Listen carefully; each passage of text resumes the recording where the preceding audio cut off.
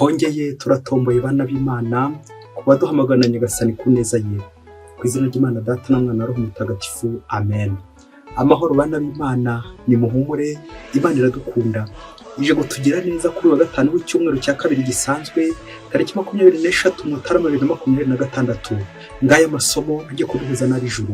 Isomo rya mu gitabo cya mbere cya Samweli, umutwe wa 24 umurongo 3 kugeza ku 21.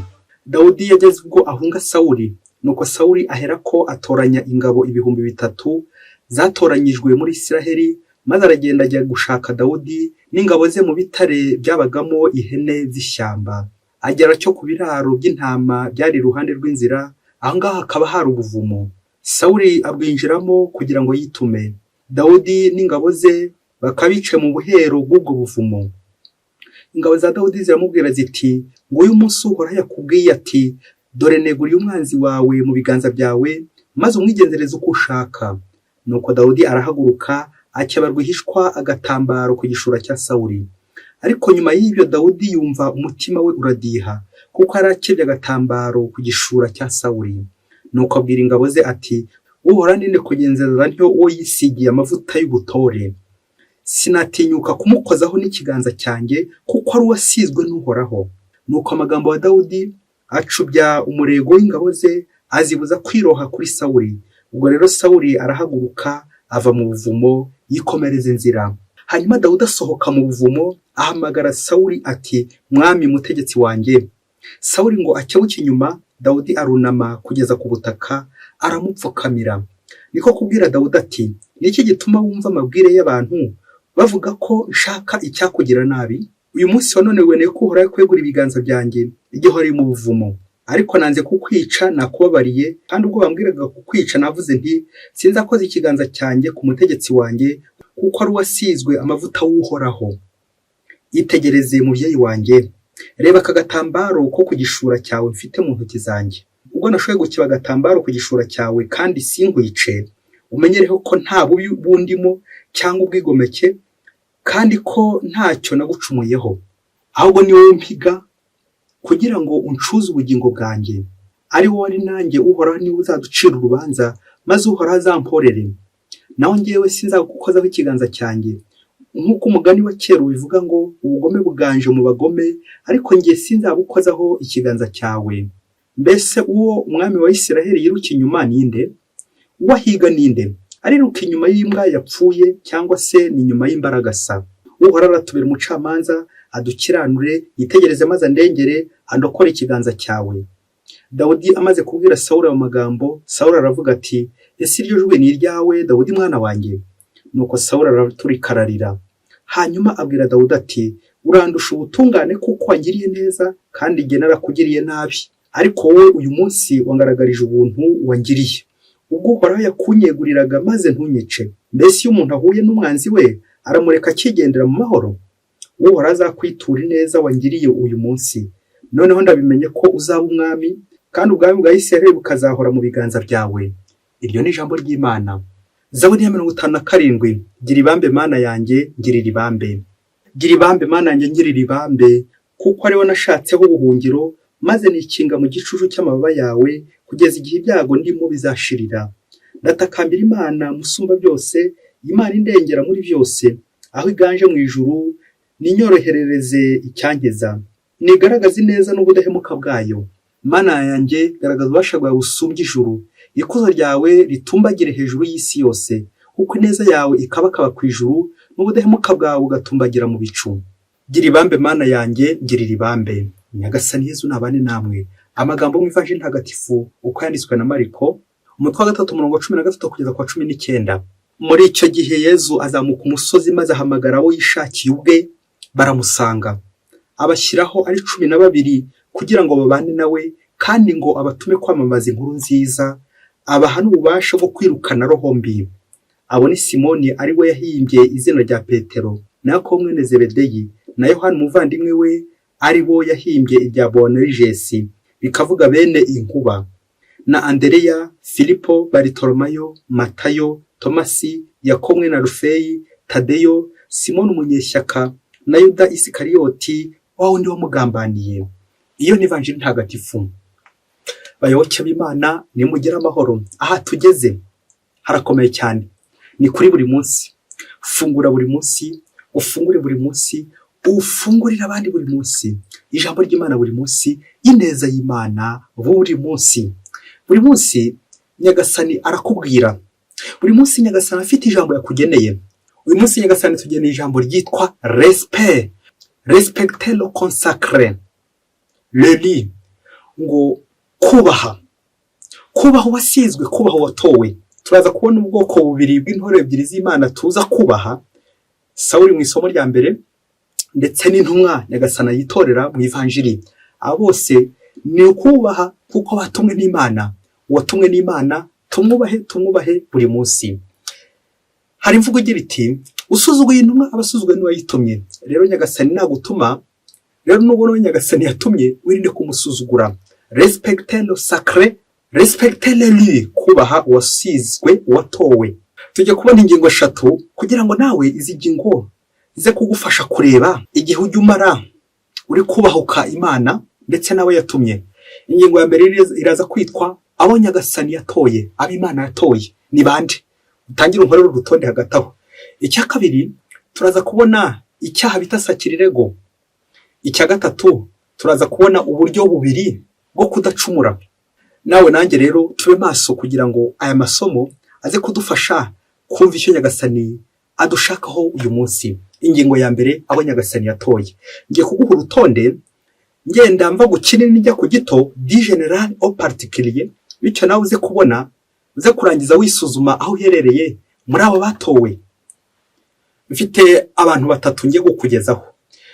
Abambere ni abantu, umuntu kubw'impano y'ubuzima ahabwa n'Imana aza ku isi kugira ngo ahitegurire, afite umuhamagaro wo kuzajya mu ijuru. Twaremewe twese kuzajya mu ijuru, niho tuzishima iteka. L'appel, la vocation à la vie, umuhamagaro w'ubuzima. Icyo kirakomeye cyane. Burya iyo uri umuntu no gushimira Imana, bya bindi by'uko nyine Nyagasani icyo yakuremeye ni ukumusingiza no kumukorera. Icya kabiri, urutonde rwa kabiri usibye umuntu, nawe Nyagasani aho ubutumwa bw'umwihariko akagutuma. Abo barimo ibyiciro bibiri. Hari abo Nyagasani ahitamo gutuma mu ngo, la vie conjugale, akabatuma gushinga urugo kugira ngo bakomeze bitagatifuze no muri urwo rugo. Hanyuma bakabiri, la vie consacrée, abiyeguriye Imana, abihaye Imana. Hanyuma icyiciro cya gatatu, le consacré, wasizwe, watowe. Ahangaha abenshi baherereyemo ubwo tuzirikana ko ku bw'abatisimu dusigwa amavuta ya Krisima, ku bw'amasakaramentu batisimu ndetse no gukomezwa n'ubusaseredoti. Bityo tuba twibuka ibyabereye mu isezerano rya kera, kuko n'isomo rya mbere ryabigarutseho, ubwo basigaga abantu batatu Nyagasani yabaga yatoye, abami, abasaseredoti ndetse n'abahanuzi. Bagahamagarwa na Nyagasani kugira ngo bayobe umuryango we, bawigishe kandi bawutagatifuze, bamenyeshe umuryango w'Imana icyo Imana ibashakaho.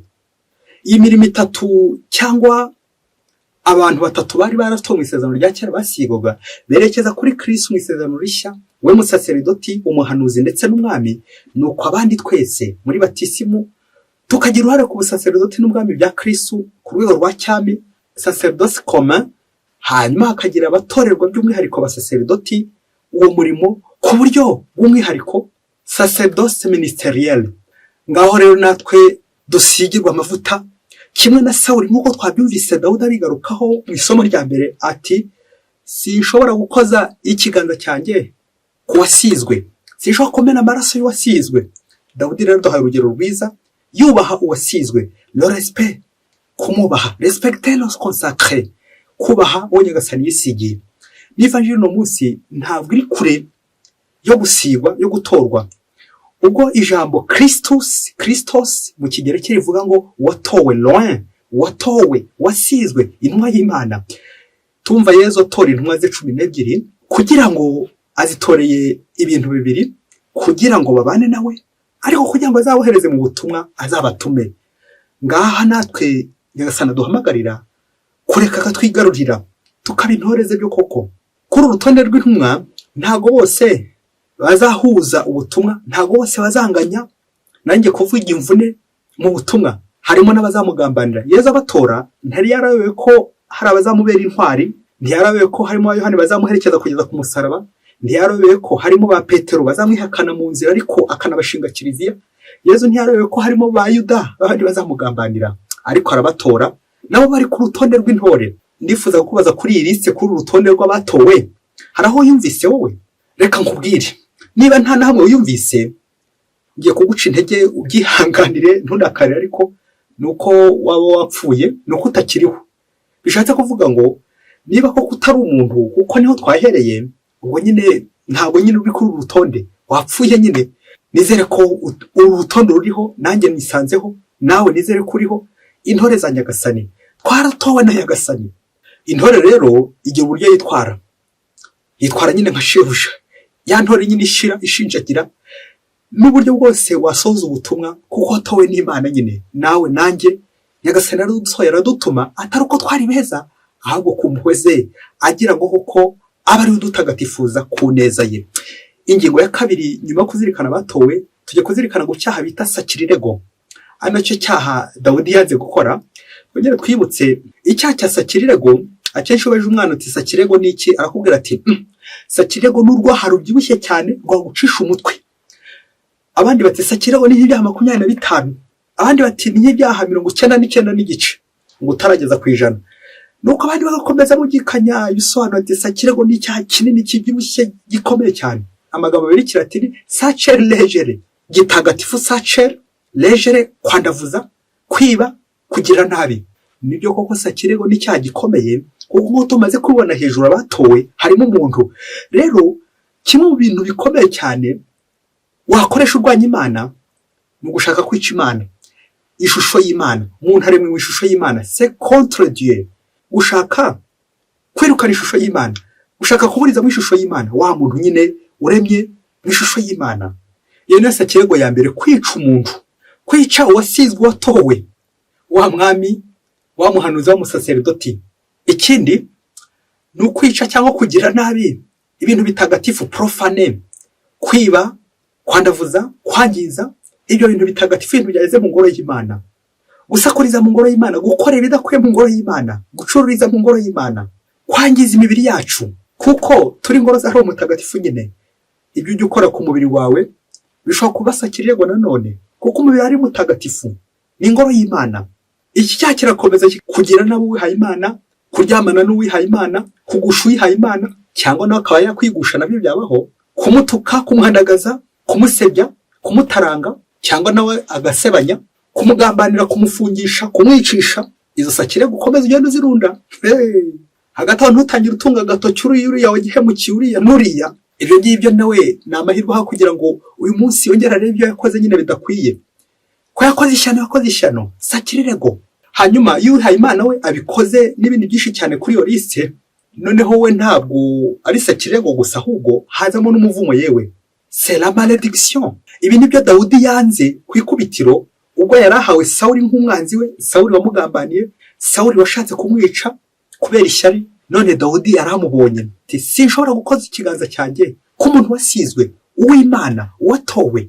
Dawudi nubwo azahemuka cyangwa gukora ibindi bitari byiza, ariko icyo kintu yaragikomeho cyane, wasizwe, kubaho wasizwe. Nawe ugera urebe igihe cyose umara ukora za sakirirego, wubahuka ibintu bitagatifu, usebya ibintu bitagatifu, usebya abatowe, intumwa z'Imana, n'amahomvu, kubeshyera abandi, kubataranga, kubatuka. Ibyo byose icyakubwira ko ari sakirirego, sacer legere. Utinyuka ibintu bitagatifu, umubyeyi uzikoraho, gerageza Nyagasani aje kukureba, kuko abona umaze igihe nyine ukora sakirirego. Nawe mwakurikiye abantu twahereyeho, izo sakirego zose wagiye ukora aha n'aha, nyaboneka Nyagasani agutumyeho Dawudi. Turebere urugero kuri Dawudi ati kirazira kikaziririzwa umuntu wasizwe umwami kumukozaho ikiganza cyawe. Bamwe baza kubaza bati none si yakoze nabi, iyo nawe yica abandi, iyo nawe akorera n'abandi. Aha, nta burenganzira umufiteho wowe, kuko ari mu ishusho y'Imana. N'abayuda nabo bari ku rutonde rw'intumwa, kandi Nyagasani yabagiriye neza, yarabatoye. N'uwo mwami nawe, n'uwo mugira nabi, n'uwo nubwo ari gukora nabi, ari gashoza ntambara yicana akora nabi, ariko nawe n'uw'Imana. Rero uragowe, malédiction, nibeshye ukagira icyo umukoraho, urugero rwiza rwa Dawudi. Reka tujye ku ngingo ya 3, uburyo bubiri bwo kudacumura. Mujye uraza gusanga harimo bumwe ujya ukoresha bitewe n'uko uri umukristo watowe ubucunge neza.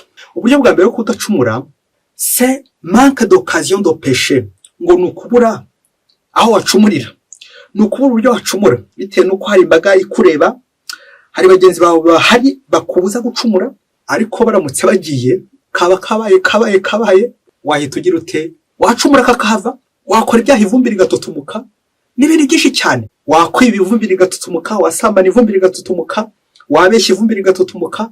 Kubera iki? Kubera ko baguhaye urwaho ntago nyine bahari. Hari rero abantu badacumura kubera ko bahuze okaziyo, bahuze uburyo bwo gucumura. Warangiza ngo umutagatifu, siniba, sinica, sindoga, sinsambana, simbeshya, ariko wari kubikora nuko wabuze uburyo bwo kubikora. Sawuli we yabuze uburyo bwo gukora bino bintu, yabuze aho yafatira Dawudi. Uburyo bwa kabiri bwo kudacumura c'est le combat spirituel, lite. Ukaba ufite uburyo wacumura, ukaba ufite uburyo bwinshi icyo cyaho wagikoramo, ufite aho wagikorera yewe ntibinamenyekane, ufite uburyo bwose wagihisha bigakunda, ariko kavuga uti umutima ugakadiha, nkakujya Dawudi umutima wadishye ukamurya igihe yarakebye agatambaro ku gishura cya Sawuli. Ati bigiye gukora ntabwo ari byo Dawudi, ibintu ugiye gukora ntabwo ari ku mutima ugakurya, ukumva ikidodo ku mutima. Ati ibi ngibi koko ntibikwiye umukristo nkanjye. Icyo nicyo bita nyirizina urugamba. Uwo niwe rero wa kabiri twakwemera, uwo niwe twakwisunga no munsi nka Dawudi. Cyagihe ufite uburyo bwinshi wanacumuramo, wakwiba bigakunda, ufite ibifaranga byinshi imbere yawe ntawe uza kubimenya, ufite ibyo wahemuka mu byinshi ntawe uza kubimenya, ariko ukumva uri kurwana n'umutima kuko uri kumwe n'Imana, ukagumana n'umutima wawe kuko Imana iri kumwe nawe. Nguyu Dawudi rero. Ngicyo bita gukumira sakirirego, gukumira kurwanya Imana, gukumira ubugizi bwa nabi. Sinshobora gukoza urutoki rwanjye kuwasizwe. Muvyeyi, fata agatambaro kawe, ibintu ngiye kuvuga ari igihe cyaza kugera ugafatwa n'ikintu ukaba warira, bicuze kwihanagura, uze kwihanagura ubuzima bukomeze. Ngo umunsi umwe hirya kure cyane muri Afurika, ngo Mwamonaki, ngo umwe mu Bamonaki ngo yari mwiza, umusore rwose ushinguye, ku buryo ngo abakobwa bamubonaga bari nko guhata ibirayi cyangwa n'ibijumba, bahitaga batangira kwitema kubera nyine ko barangaraga ubwiza bw'uwo Mumonaki. Nuko akomeza bagenda bamureba, ngo haza kwaduka ishyirahamwe ry'abagore de mama qui sillonnent autour du temple. Bagendaga nyine bakikiye ingoro, bafata icyemezo cy'uko bazashaka uburyo bwose bajya gutegura iyo Mumonaki bakazareba ukuntu azavamo, bityo bakabesheje umuhigo wabo, kuko babonaga byaba byiza kuko buriya buzima ntabari bwakomeza, ahubwo agakomeza ubuzima bundi bishakiraga. Nuko bajya inama ukuntu kose bazamukurayo. Igihe kirekire bagakimara bari gusengera muri monasteri kugira ngo baze kumubona, barebe uburyo bamukurura, barebe uburyo bazamugusha, akaba yagwa kandi akagusha n'amazuru. Bashakisha uburyo bwose, amayeri yose, gufata ifoto n'ibindi biranga. Nuko rero baza gushyiraho amafaranga. Burya amafaranga ababyeyi mwe akora ibintu byinshi, ibi ni byiza, ashobora gukora ibintu byinshi, ibi ni byiza. Nuko baza gushyiraho amafaranga, barasheta iryo tsinda, iryo shyirahamwe ry'abo bagore de filles de mama catholique, bashyiraho itsinda baravuga bati umva rero, umuntu uzatanga abandi kuryamana n'uriye Mumonaki azahabwa amadolari 10,000, hanyuma nagira cya bakajyarana agatwereka umwana we, tuzamukubira inshuro 3. Nuko ya nama barayisinya. Guhera ubwo buri wese atangira kunyura inzira zose kugira ngo azagere gute azigarurire wa Mumonaki yegukana y'amafaranga. Buri wese hanyuze iburyo, hanyuze ibumoso, undi iburyo, indi ibumoso. Nuko igihe kimwe kiza kugera bya bindi byuko nyine nyakibatarara bushyitsi, kandi ngo hanyere ntihuma. Umugore umwe w'inkwakuzi aza kugira atya, aza kuvuga ati noneho mbonye ikintu nzakoresha. Aragenda ajya muri monasteri, asanga uwo Mumonaki, aramubwira ati ndabizi pere, usanzwe wumva abantu. Hagati ari kuvuga yatangiye no kurira, usanzwe wumva abantu, ufite ikibazo kiremereye cyane kisaba ubujyanama, kandi urakiza abantu, ufite impano urakiza abantu bigakunda, wumva abantu cyane. None ndagusangiye kukubwira ikintu kibanga gikomeye cyane, ikintu mpera penitensiya gikomeye cyane. Ndashaka ko wamba ikiganiro tukaganira bikomeye cyane, ubundi ngakubwira ikintu kimbangamiye, nshaka ko unkiza. ariko kubera ko nshobora gufatwa n'ikiringa nkaba narira nkaba naboroga, bene wanjye ushobora kubaza impamvu ndi kurira nkaba nkukushemo ukabura ukuntu wakwisobanura. Rero umfashe dusohokane ngwereke aho tuganirira, ubundi umfashe rwose, umfashe kuko uri umuntu w'Imana kandi Imana yaragutoye, umfashe rwose ndebe ko nanjye nakira. Nuko Wamumonaki yumvise ako kantu ko ari penetensiya, ari ikintu koko cyiza gutuma umuntu akira, kubera ko yari afite umutima mwiza, afata icyemezo cy'uko agiye kujyana na wa mugore bityo akajya kumufasha. Nuko baragenda, igihe cyaje kugera wa mugore bagiye kubona babona bageze muri hoteli, ati nahangaha tujye kuganirira. Nuko baraganira. Igihe cyaje kugera Wamumonaki agiye kubona abona amapingu ngo pya baramukaciye baramuboha. Ubwo yari umugabo w'uwo mugore wari uje kumujyana n'abapolisi n'inzego z'umutekano bavuga ko Wamumonaki yafashe uwo mugore ku ngufu. Icyakurikiyeho nuko Wamumonaki nyine bahise bamujyana mu buroko. Ageze mu buroko agumayo igihe kirekire. Nuko superiyeri w'Abamonaki babyumvise bafata icyemezo cyo kwirukana Wamumonaki kubera amakosa aremereye yakoze. Uburyo koko yari yamenye n'umugore w'abandi kandi bibujijwe.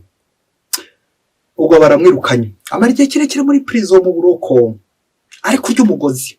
Ubwo hagati aho nyine wa mugore ya mafaranga yaba bagenzi be abarayakukanye, yandi yuko nyine yegukanye cya gikombe aryamenye naho Wamumonaki. Igihe cyaje kujya ajyanye n'uko nta murozi wabuze umukarabya, haza kuza umwe muri ba bagore baga muri rya shyirahamwe ngo yumva umutima uri kumurya uri kudiha, koko uriya Wamumonaki ufunzwe njyewe nta ruhare nabigezemo. Igihe cyaje kugera ajya mu rukiko avugisha ukuri, avuga ukuntu amafoto byose bamufashe amafoto kugira ngo bazarebe uburyo bakora photoshop, avuga uburyo bwose Wamumonaki bamwambuye ubusa, uburyo bamukubise bamuhatira kwemera icyo cyaha, uburyo abapolisi bahawe amafaranga ruswa ishyushye, mbese uburyo baje gusubiza ya filime yose inyuma bayisubiza inyuma. Abantu noneho bajya babona iby'ukuri koko ibyo Wamumonaki byose yaziraga, ukuntu bamutegeka kuri penetensiya. Nuko igihe cyaje kugera baza kumufungura ari umwere. Wa mugore agiye kumutakira, igihe cyaje kugera nyine aratsindwa. Na n'ubu yabuze aho yahera Wamumonaki amusaba imbabazi bitewe n'uburyo bwose yamugambaniye yamushutse. Nyuma yakomeje kwicuza uburyo ngo yatsinze cya gitego, n'ubundi bikaza kurangira ya mafaranga yasubije, ya mafaranga yari yatsinda. Bayoboke b'Imana, Yesu Kristo akuzwe. Use n'ukora liste, ukora urutonde rw'ibyaha bya Sakirego biri muri ino nkuru.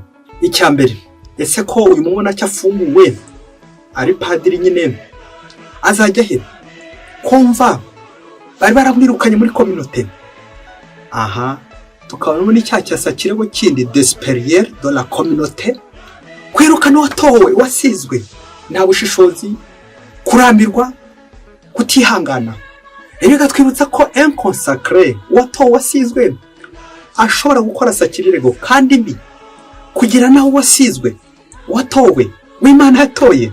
Mubyeyi uri Wamumonaki bakagufunga batya, bagakubuza uburyo, bakabuza ubuhumekero, bakubeshyera, wabyakira utari wowe. Umaze gufungurwa wabigenza ute? Sakirego ya kabiri turayibona kuri iri tsinda cyangwa iri shyirahamwe ry'aba bagore cy'Sion Autour du Temple, kugusha abihaye Imana, kugusha abana b'Imana, gushora abihaye Imana mu gisombi, kubatega imitego n'indi migambi yose mibi waba uri kubacurira. Iyo ni Sakirego. Niba uri ku rutonde nawe gerageza uveho. Aba gatatu twabona n'abapolisi, kwakira ruswa, uri kubeshya, ubeshyera wihaye Imana ugira ngo usiribange icyaha. Kubera ruswa uzakunda kubona abantu benshi bakunze kugambanira abandi, bamwe bakamera nk'amafaranga menshi cyane. Ngaya amaraso, ng'abantu banywa amaraso y'abandi, bakarya amaraso y'abandi, bakoze ibiganza byabo ku maraso, babandi barya ruswa. Muntu niba uri kurya ruswa umenye ko uri kumena amaraso y'indacumura. Rero nk'umukoro twasorezaho abagabo ndetse n'abasore, muze kureba aho mwajya mugusha abatowe, namwe bakobwa, namwe mama Katolike n'abandi, buri wese arebe ajya gusha abatowe bo Nyagasani yatoye, ukaba uri kuzitira umugambi w'Imana mu bantu, ukarabaye ikigusha. Nirinze kuvuga Sekibi ndi kubyirinda, kuko nyine umuntu wese urwanya Imana ajya ku ruhande rwa Sekibi. Umuntu wese urwanya imigambi y'Imana, urwanya iby'Imana, ajya ku ruhande rwa Sekibi ngo ubugambanyi namwe akurikiye ivanjiri none isoreza kuri Yuda Isikariyoti. Nta kindi no kugira ngo batwibutse ko hari n'igihe watowe agira atya nawe akagambanira Yesu Kristo, akagambanira umwana w'Imana, akagambanira watowe. Dawudi ati kirazira gukora ibiganza cyanjye ku watowe.